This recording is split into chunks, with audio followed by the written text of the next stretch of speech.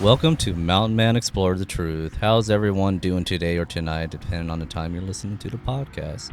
I hope you're all doing well. Today we're going to be welcoming on Ty. Ty's going to get into his encounter and nest finding and all things strange out there, and it's pretty interesting. He even shared a footprint. It looked like a big guy, I'll tell you that. And you know what's most important you guys can do for me is hit that follow button, rate, share. That's important. Share away, and that sure would help me a lot, guys. I got a lot of followers coming in, and I really appreciate you guys and appreciate your support.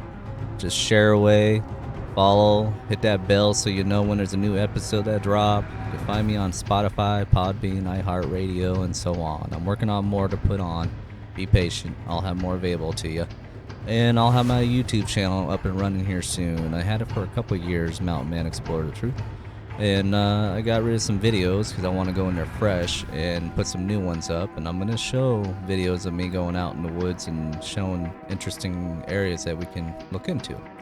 But I will share my podcast as well on there.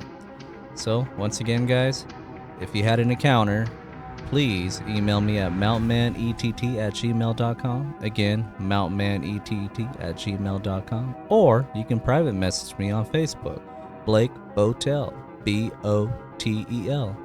And once again, Botel. And you can private message me and get a hold of me that way, or you can email me. All right, guys, stay tuned. We'll bring Ty right on. Thank you. Today we welcome on Ty. Ty, welcome to the show. Thank you very much. Thank you for having me on this. It's my honor, man. Glad to have you on. Well, I've had many experiences with seeing Sasquatches, um, talking to them, and it's been going on for quite a few years. It's between Newport, Oregon, and Corvallis, where I've been seeing them all and seeing their prints and evidence that they've been around and hearing them. And at times I'd take people out and show them the ropes and what to look for. And one time I took a group out and we came up the dirt road and there was two nests and they were the height of the road. I'd say probably about 10 feet high. I'm not exactly sure on it. That's pretty And there was interesting. one sleeping and we could look right down on the roof, over the roof, and look right down and see the one sleeping in there. And I have a hunch it was the female that was sleeping because down further in the grounds down there, there was a male pacing back and forth. And I'd start walking down the dirt road and he would go the same direction that I was going. And then when I go back up to the nest, he'd come back up. And you couldn't see him, but you could hear him. So he was in the trees and stuff, but he was still watching very closely. And I was so excited to see that. And a few of them was excited but kind of hesitant at the same time. And then just a couple miles from there, I was just across a creek. The water wasn't super high at that time. From one, and I was standing right next to their footprint, and they were behind a big bush just yelling at me. And I'm not afraid of them. I respect them. I'm sorry, Ty. Was that And the footprint that you showed me, correct? yes, Okay, that's yeah, the that's an footprint I interesting showed one. you. Yeah, I'll definitely share that one. And to the natives, they are sacred, and I have at least 25% Ojibwe, and I'm not afraid of them. But like I say, I respect them. And they were yelling. They were just hunched down in these thick bushes, and I knew right where they were. And they were just screaming and yelling, and I wasn't afraid of them. I felt, I felt very safe, but I just told them, I said, I'm not afraid of you, but I respect you. And I just walked off. It was just, oh. And when they yell, I mean, their voice is so deep and loud, you can feel it in your chest. Can you describe what kind of sounds they made? Um, well, there's different sounds. They sometimes make a whooping sound, but sometimes they make it sound like maybe if with a woman with a really high pitched voice is being hurt or Mm-hmm. killed, or it it can probably, if you're not familiar with it, it'd probably make the hair on the back of your neck stand up a little bit. Mm-hmm. And sometimes it's a lower yell, and sometimes it's a high pitch, and sometimes it's a whoop. And with tree knocking, you take a stick or a bat. That works good. And sometimes they'll knock back. They use rocks also to communicate with. And sometimes they'll throw things at you. They've been known to throw rocks and trees at people. That's how strong they are. Oh yeah. Well, going They back to can what you saw, did you get a good look at them? Did you? Can you tell what color their hair was? Can you see a face or anything like well, that? the one that I saw in Lincoln City was clear out in the field. I knew there was something out there. I was standing there just watching, and I knew there was something out there. And I stood there for about 10 or 15 minutes. All of a sudden, this big black thing, I mean, it was big, just got up and took off, and it was gone. And it had black hair. Oh wow. And the one that I saw in the nest,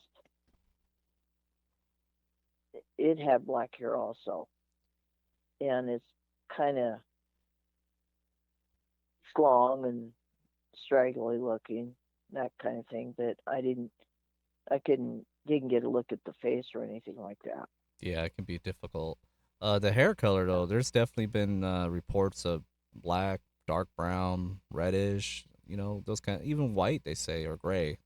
So it's interesting. I definitely think they had different shades on them. yeah, you know it's amazing.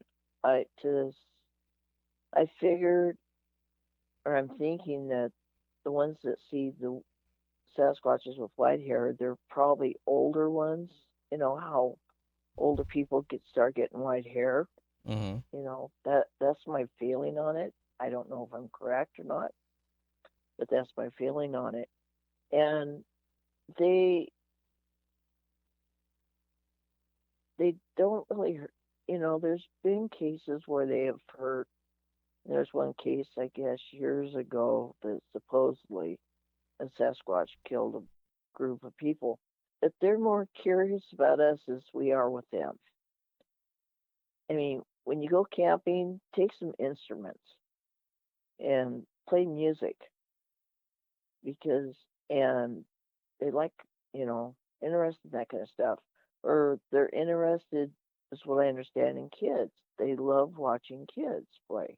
They don't hurt them. They don't try and hurt anybody. They're just curious. And they love apples. I was traveling, going to Corvallis and through the apple orchards. And right on by the street road there was, I don't know, it was probably 6, 7 feet tall, maybe 7 feet tall, standing there by a tree, not too far from the apple orchard, Wow, it sounds like you've watching us seen more than go. two for sure. Yeah, they they love apples, I hear that in and reports. They like apples, they like peanut butter, and other types of things. So, and I think they like donuts too. They like sweet stuff. well, who doesn't, you know? Yeah, exactly. And So, they're they're just amazing. I mean, they can grab a deer and just break its neck and carry it off like we could just carry a 5, 10 pound bag of sugar. They just put it over their shoulder, under their arm, and take off with it. You know, and they're just don't go out because I don't like to hurt them. I don't like to hurt any animal, but to find evidence and to see how they live. They love berries. I'll go out and pick berries out in the wild if I know they're edible. and it's like I'm watching out, because I save some for their animals too, and for the squatches. And I found feces at times. It's way different from human. It's a little bit different from human or from bear or cougar or anything else. You can tell it's not where it's coming from. But I've seen them in Lincoln City, in Newport. I lived in an apartment up on the third floor overlooking the lake. And the fence that we had looked over there and it was bent down. I mean, no human could bend it down. And right away I went down there and there was Bigfoot prints. They had come through during the night and jumped over and went in over to the lake. Have They you bent ever? that Oh, pole sorry, down to Ty. almost a V size. Oh, sorry, Ty. Quick question. Have you ever cast any of these footprints? No, I never had the casting. I've just taken some pictures, but I've and it or it's been hard to carry the casting because a lot of times you have to wait for quite a few hours for it to dry. That is true. And but I'm hoping to get out this summer, and I'm going to take some plaster with me to do some casting. And because I have a favorite place that I like to go, and I just find in junior foot, small squatch prints, adult prints. Well, you know that you're on the right track. Keep researching the same area, and you're gonna, definitely gonna turn out good on that. I believe so, yeah. But when I'm out with them, I'm comfortable. I'm I'm okay with it, and I let people, they're just like anybody. If you corner them, they're going to get defensive, just like a human. You corner a human, they're going to get defensive, right? That is correct. That's why I think they're like humans because I think some of them are probably, you know, some could be bad and some could be good. You hear certain reports of some that seem pretty dark, and then you hear some reports that they just seem really gentle. Right, exactly. I just saw a video here where a lady, when she was a young girl, she rescued a baby squatch because he got tangled up in the fence. And the mama stood right there, because she was scared, worried about her baby. And it just touched me. I was just like, wow, that was just amazing. But I see them just like a human, like a mother would if the child was in danger, that she'd want somebody to rescue, help rescue if she couldn't do it herself. And they're just amazing. I mean, the experiences I've had and as close as I've been to them, I'll always remember it. There's Oh, this oh yeah. stuff you never can forget. Well, going back to the nest, did you figure out what it was made out of or anything like that? Um, there were sticks. They used sticks. Yeah, basically sticks. I think they took some like thick grass or something and put it. I mean, it's amazing how they build these. And I actually saw a tree, a real tall, I don't know, maybe 3 or 4 feet around tree that clear down to the ground, and then another one right over it. I got pictures of it. Oh, I'd love to see that. Oh, it's. I took a video of it.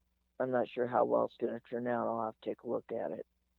Oh yeah. And this is the same area where the nests were.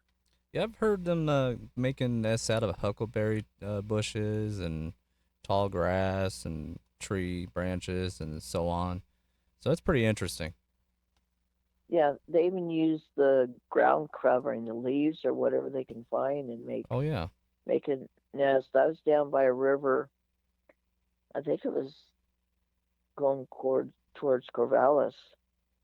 Stopped down by a river, and it was during the rainy season here, and it was cold and everything. And there was a big pile, a huge nest under the bridge, and I knew what was under there. I didn't go get close to it. because I knew there was a Scotch that it belonged to, Hmm. and I don't know. They might have been under all the leaves trying to stay dry and warm. But they have different ways of communicating. They they build almost like, I guess you call teepees type things. They take trees and stick them all different directions standing up. And they use that for communication and probably sometimes for warnings and to mark their territory. That's very Uh, interesting. That's definitely what I hear in reports, and especially researchers like you, going out there paying attention to all the details, and it's pretty much right on the same thing they're dealing with. So, you also want to, when you do go out, you want to look up in the trees. They do sit up in trees, and I'm always looking up also. And have found many branches that humans wouldn't be able to do, and at that height, because they can get up to 12, 13 feet tall. They can just reach up and take one of those limbs and bend it in half. And I've come across quite a few of those, and some of them they're just low to the ground that they took. And this would be after winter, but I knew for a fact that it wasn't something that the snow could have done. There'd been no way. So looking up, but you also want to focus what's around your area too. hmm, yeah, you definitely want to be more aware what's going on around you. So, Exactly. I've So learned that that's recently myself because people tend to go out in the woods and just pay attention to where they're walking in the trail. And they're not really looking around or looking up in the trees. So that's why I think a lot of people don't really have the experience of it. right. If you go, there's nothing, wrong with going out in the woods and just going hiking, but look around you because you miss so much. And I've heard of people going out and not even expecting it and just look around and there would be like a Sasquatch standing there. You you miss so much when you just go out and you just concentrate on hiking or exercising in the woods. Look around and see what you can see, but don't expect anything when you go out because a lot of times when you're expecting something to be out there, it's for me it doesn't happen.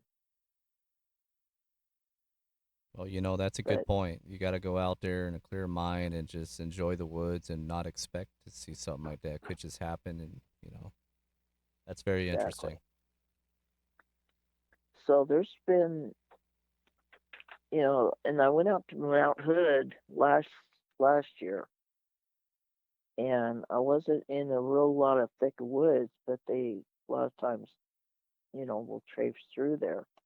And I did do a few calls, and the weather was good.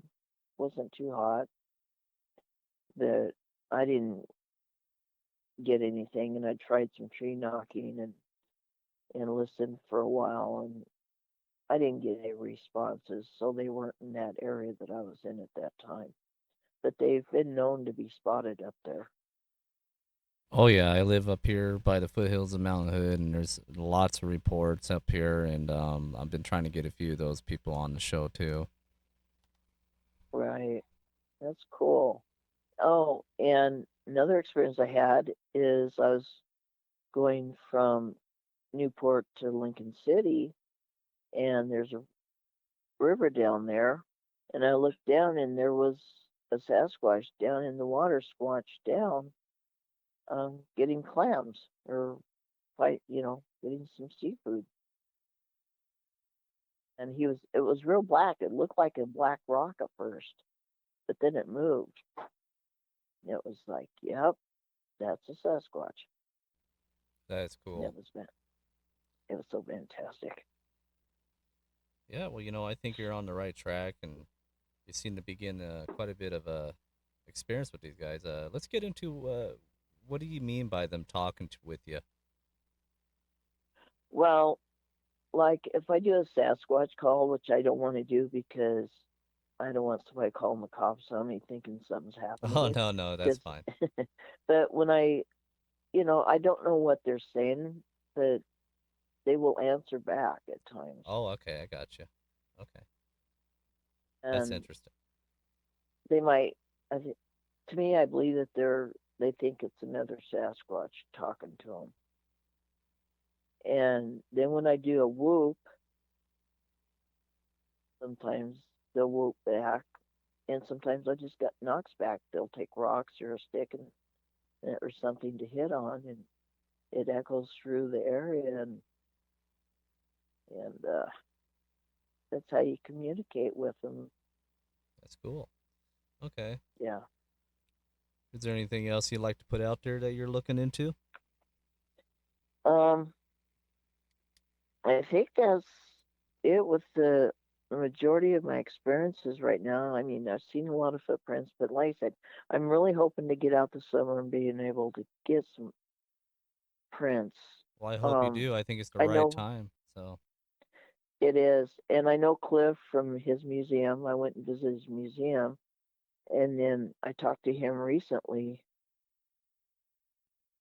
and Um, you talked about footprints and casting, and right, wow, and so I'm hoping to get some prints so I can get a hold of him and tell him where I found them and show him what I found on it.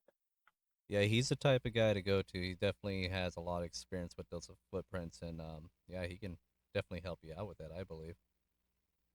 Yeah, he can. When he was on the show with Renee and Bobo and Moneymaker and stuff, that's I watched that faithfully all the time, and I would go to the library and do studying and researching on my own, and then just getting out, you even learn more than you can.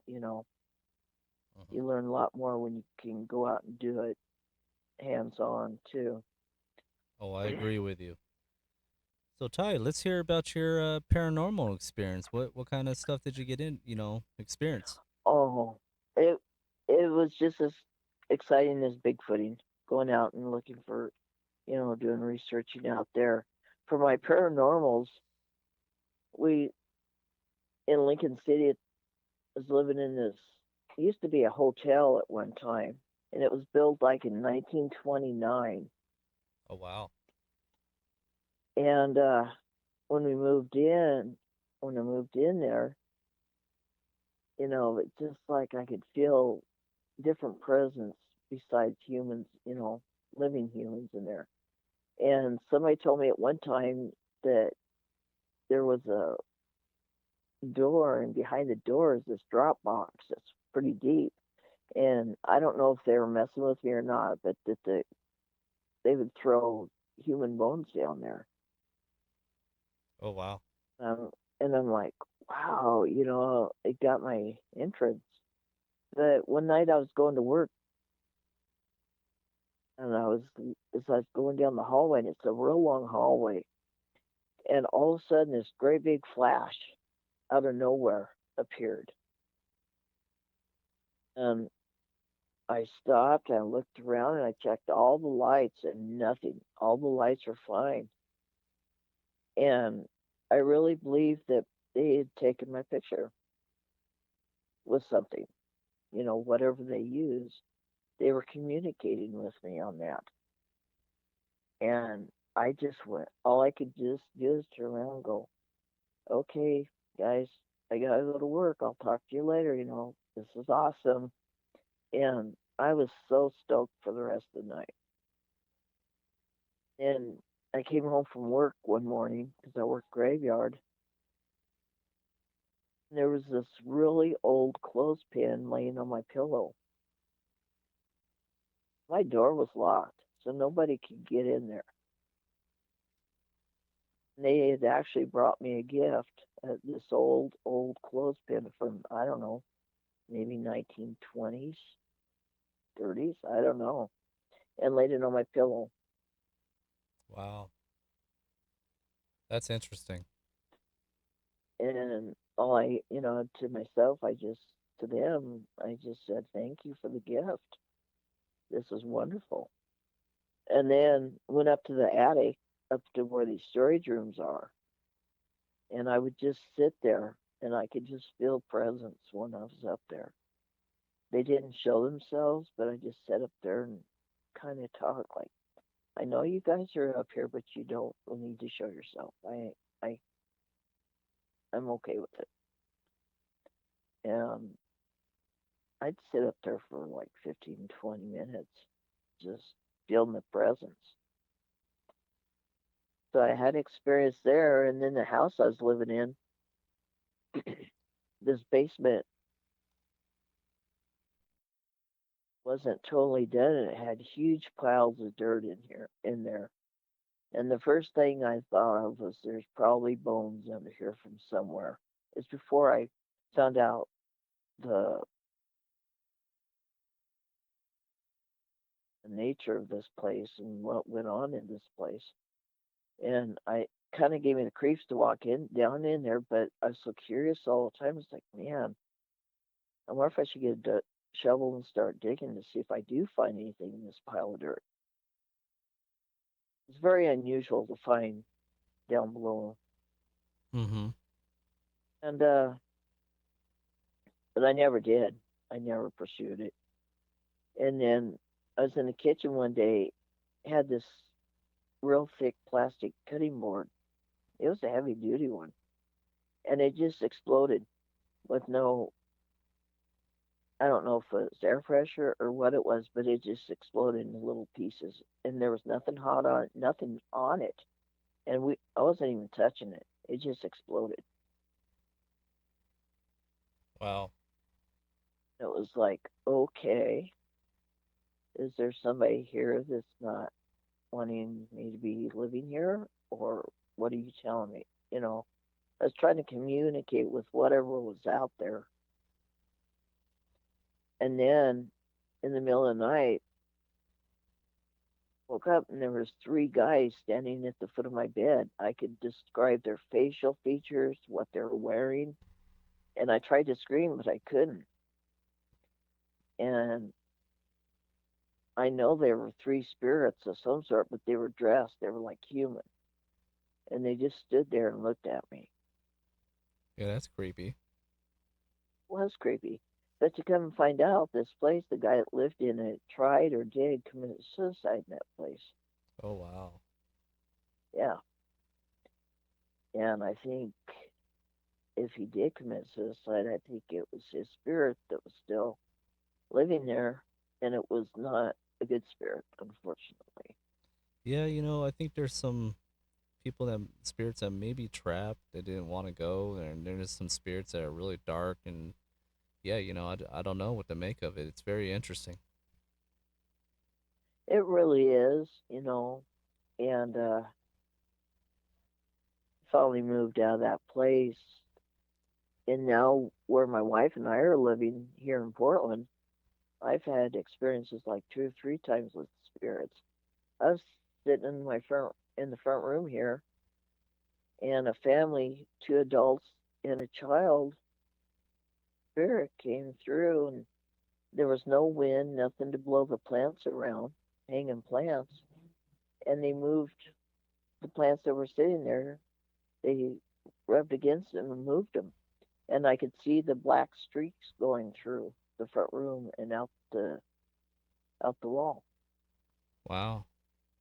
And there were two of them were the size that would be I would consider adult, and then there was a child size. Huh. And when I was in bed one night, I don't know what woke me up or what it was, but there was this big, long, black spirit that came through and went out the window. Yeah, it And I sounds like just you said, okay, definitely you know. got something going on there. Well, it was awesome because they're friendly spirits. They're, I don't feel their presence as being mean. When the ones in the front room came through, I just said, hello, you know, please come back and visit.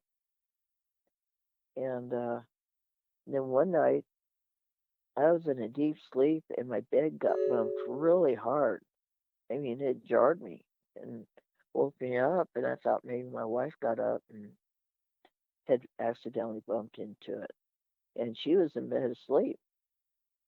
So a spirit came in and just hit my bed really hard to wake me up. I'm like, hi, I'm here. I'm like, once I realized what's going on, I was like, oh, okay. Now you're waking me up. Thank you. So they have a sense of humor, I guess, too, still.